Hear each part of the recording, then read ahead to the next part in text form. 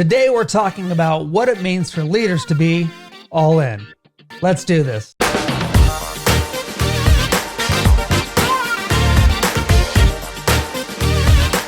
Well, hey leaders, and thanks for joining us today for today's leadership moment. Here at Rising Tide Leadership, we want to make you better leaders. And if you want to improve your leadership, you've come to the right channel. If the topic of leadership interests you, please like this video, subscribe, and click the notification bell so you can stay up to date on all of our videos. Also, you'll be helping us to get this video out to others. All right, let's do this. Today we're talking about what it means to be all in. John Mason wrote a book titled this quote right here: "Don't wait for your ship to come in, swim out to meet it." And man, that is such a great quote. And for so many people, they're just waiting for their ship to come in. And leaders, I'm telling you, leaders are never the ones to wait for the ship to come in. They see it out in the distance and they jump out and they swim out to it. You know, you have to be the one to make things happen because things are difficult all the time. And people want to follow somebody who has a direction, who knows where they're going. Leaders are the one who get people on the bus. That's what Jim Collins says in his book, Good to Great. But more importantly is once people get on the bus, you have to help them get in the right seat. Otherwise, as the bus is moving, they're going to be falling all over the place. They're going to get frustrated. They're going to get off the bus and they're going to blame it on you. And you know what? They're right because you're the leader. You're the one who has to help them get on the bus, sit in the right seat. General Patton in World War II said this: "Never tell people how to do things. Tell them what to do, and they'll surprise you with their ingenuity." You see, once you have people sitting in the right spot on the bus, you need to kind of let them go. You know what I hate? Micromanaging. I hate being micromanaged. I want somebody to give me a task and let me go do it. Leaders, if you want your people to do their very best, you need to do the same thing. Get them in the right seat, give them something that they need to get done, and then let them go. Be a macro manager. You see, leaders, that's how you're going to do it better, and that's how you're going to do it faster. And you know what else you're going to do?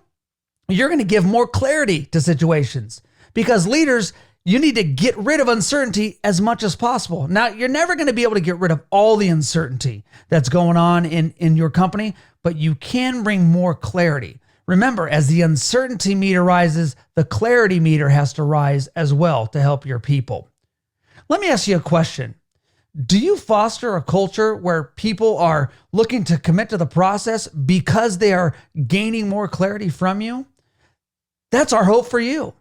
Stephen Covey says this: "Leadership is communicating to people their worth and their potential so clearly that they come to understand and see it in themselves." That's what you're doing as a leader. You need to foster that kind of environment to help people commit to the process. That's how they're going to get closer to becoming all-in team members.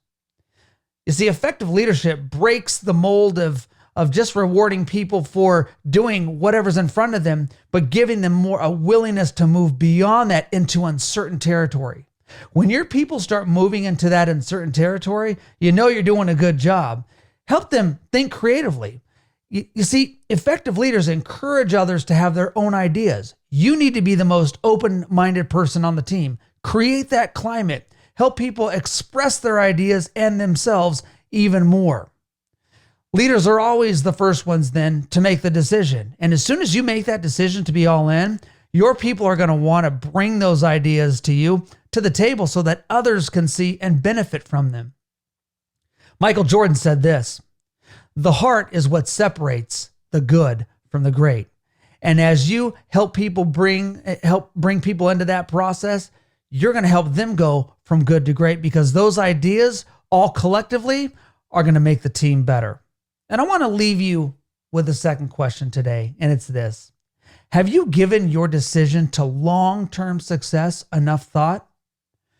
That's really what we hope for you today as leaders, because when you do that, you let people know you're in this for the long haul. You're all in. And when you're all in, your people are going to be all in. And trust me, that's when you're going to see a huge change in the output and the kind of things that you need to get done for your team and your company. Leaders, you need to be all in. Well, hey, thanks for joining us today. And if you like what you heard, check out our channel. We have a weekly podcast that goes in depth into leadership issues every single week.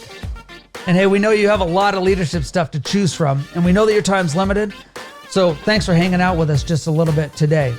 Don't forget to like and subscribe so you don't miss out, and let your friends know so they don't miss out. But until next time, lead well.